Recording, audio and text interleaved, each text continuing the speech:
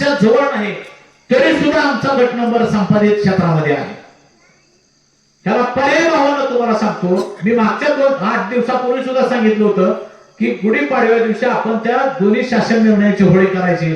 त्याचं कारण काय की ह्या ज्या सगळ्या लोकप्रतिनिधींनी ज्या ह्या उलट्या सुलट्या बातम्या दिलेल्या आहेत त्या, आणि हे सगळे लोकप्रतिनिधी म्हणतात की उजनीचं पर्यटन झालं पाहिजे, याला विरोध म्हणून किंवा त्यातलं बायफर्गेशन काय करायचंय हे सगळ्या शेतकऱ्यांना विश्वासात घेऊन विचारात घेऊन बैठका घेऊन त्यांनी निर्णय घ्यावा. की निर्णय काय घेतला पाहिजे की जी उजनी धरण क्षेत्रामध्ये त्यांच्या हद्दीत असणारी जी जमीन आहे, आपला उजनी पर्यटन केंद्र करण्यासाठी आपला शेतकऱ्यांचा विरोध नाही, पण आपण जे कसतोय जमीन ती आपली जमीन गेली नाही पाहिजे याच्यासाठी आपला विरोध आहे. आता जे आपल्या मालकीच्या आहे उजनीच्या पाणलोट क्षेत्रातली जमीन कसतोय ती आपल्या अधिकाराने आपली राहिली पाहिजे. पण जे आता उजनी धरणाकडे क्षेत्र आहे, उदाहरणार्थ भीमानगरचं क्षेत्र, भीमानगरला 200-300 एकराचं असं क्षेत्र आहे की तिथं सगळी चिलारच उगवलेली आहे आणि शासनाच्या ताब्यात ते क्षेत्र आहे. 100% तिथं उजनीचं पर्यटन केंद्र उभा केलं पाहिजे. जिथं शासनाच्या वन जमिनी आहेत त्या, जिथं शासनाच्या गायरान जमिनी आहेत त्या, किंवा करकम सारखी कॉलनी, कुरुल्ला कॉलनी, तिथं त्यांना पर्यटन केंद्र करू द्या. शासनाच्या जिथं तिथं कॉलनी आहेत तिथं आपल्याला त्या आपला कुठला शेतकरी बांधव त्या परिणामाला विरोध करणार नाही. त्या अनुषंगाने सगळ्या सोलापूर जिल्ह्यातल्या काही मंडळींना सुद्धा वेगळ्या पद्धतीने असं वाटायला लागलंय की ही उजनी धरण नसतं मंडळी, ही उजनी पर्यटनाला विरोध करायला लागलेली आहे. मला तुमचा मोबाईल द्या, माझ्या मोबाईलवर एक मला मेसेज आला की तुमच्या मोबाईलला मी टाकला, मी काय मेसेज आलाय मी सगळ्यांना वाचून दाखवतो की तुम्ही उजनी पर्यटनाला विरोध करायला लागलाय. आम्ही प्रामाणिकपणे सगळ्यांना सांगतोय की आमचा उजनी पर्यटनाला विरोध नाही.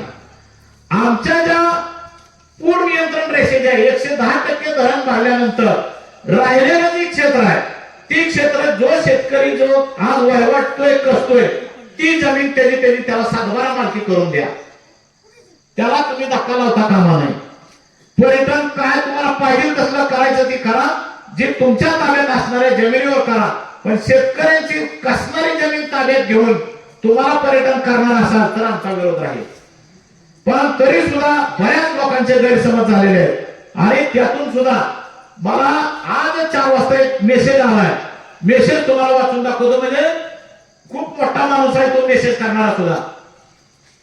सर, पर्यटन स्थळाला विरोध करू नका, यामध्ये तुमचाच फायदा आहे. पुढे जाऊन सगळे लॉज, हॉटेल, रिसॉर्ट तुमच्या जवळ होतील. तुम्हाला डॉलरमध्ये पैसे कमवायची ही संधी आहे. सगळे जग तुमच्या उजनीत येईल. देश विदेशातील सगळे पर्यटक तुमच्या घराभोवती तुमच्या गावात येऊन जातील. खूप सारी प्रगती होईल. त्यामुळे पर्यटन क्षेत्राला विरोध करू नका. मी त्या अधिकाऱ्याचं त्या माणसाचं नाव सांगणार नाही, खूप मोठा ती व्यक्ती आहे. दारूचे दुकान कला केंद्र कुठं करायचं मग त्यांचं जर असं आपल्याला जर ही असलं ही काय मेसेज तर विचार करण्याची वेळ आहे भावांनो, की त्यांना असं वाटायला लागलं की शेतकरी हा पर्यटनाला विरोध करायला लागला. पण याच्यावर सुद्धा आपण सगळ्यांनी मिळून ठाम निर्णय घेऊ की आपला उजनी पर्यटनाला विरोध नाही. आमच्या ज्या जमिनी आहेत त्या जमिनी हक्काच्या जमिनी पूर्वजांच्या ज्या कसतोय, पण आमच्याकडे सातबारा सदरी आज मालक आम्ही नाही. मालक आज उजनी धरण संपादित आहे. ती जमीन सोडवून घेण्यासाठी आपल्याला लढा उभा करावा लागेल आणि त्या लढ्याचं स्वरूप मी आणखी एक तुम्हाला सांगतो की मे मध्ये आपलं उजनी धरण जवळजवळ मायनस स्टेजला येतं. मायनस झाल्यानंतर उजनीच्या पाण्याची धार खूप कमी पाण्यात जाते आणि सगळं क्षेत्र रिकामं होतं. त्यावेळेस मला असं वाटतं तुम्ही सगळ्यांनी होय नाही ह्या वेळेस आपण पुन्हा बऱ्याचशा याच्यावर सुद्धा चर्चा होणार आहे त्या की तशा ज्या वेळेस उजनी मायनस जाईल 50% 60% ज्या वेळेस उजनी मायनस जाईल त्या स्टेजला या उजनीच्या परिसरामध्ये आपण मंत्र्यांची वेळ घेऊन सगळ्या आमदारांची वेळ घेऊन आपण तिथं धरणग्रस्तांचा मेळावा तिथं लावायचा त्या रानात आणि तिथं त्यांना दाखवून द्यायचं की हे उजनीचं मायनस पाणी हित आहे, 110% भरल्यानंतरची बाउंड्री हित आहे आणि राहिलेल्या जमिनी आम्ही कसतोय. ती लोकप्रतिनिधी ते मंत्री महोदय जर तुमच्या इथं बांधापर्यंत आले तर त्यांना तुमची दहाता कळेल. हाच कार्यक्रम तुम्ही जर एखाद्या मंगल कार्यालयात घेतला, एखाद्या हॉलमध्ये घेतला, त्याचा काहीच दहाता काढणार नाही. हा कार्यक्रम उजनीच्या दारातच घ्यावा लागल. त्यांच्या गाड्या तिथपर्यंत आपल्याला न्याव्या लागत्या. त्याच्यासाठी सुद्धा आपल्याला सगळ्यांना तो मेळावा जास्तीत जास्त मोठा करण्यासाठी सुद्धा आपल्याला सगळ्यांना एकत्रित यावं लागेल. आणि तिथं खाली उजनी धर्मग्रस्तांची ताकद सगळ्यांच्या लक्षात येईल. हजारो लोक त्या उजनीच्या त्या क्षेत्रामध्ये ज्यावेळेस सरकारला दिसतील ना, त्यावेळेस मात्र सरकार पुनर्विचार करायचा निर्णय घेतल्याशिवाय राहणार नाही की आम्ही मात्र शेतकऱ्यांची जमीन घेऊ शकत नाही. का तर शेतकरी हा सगळा उजनी बॅकवॉटरचा शेतकरी सगळा पेटून उठलाय, ही सरकारच्या लक्षात येईल. म्हणून भावांनो, पुढे आपल्याला एक खूप मोठा शेतकरी मिळावा, पण उजनीच्या खोऱ्यातच आपल्याला लावावा लागला.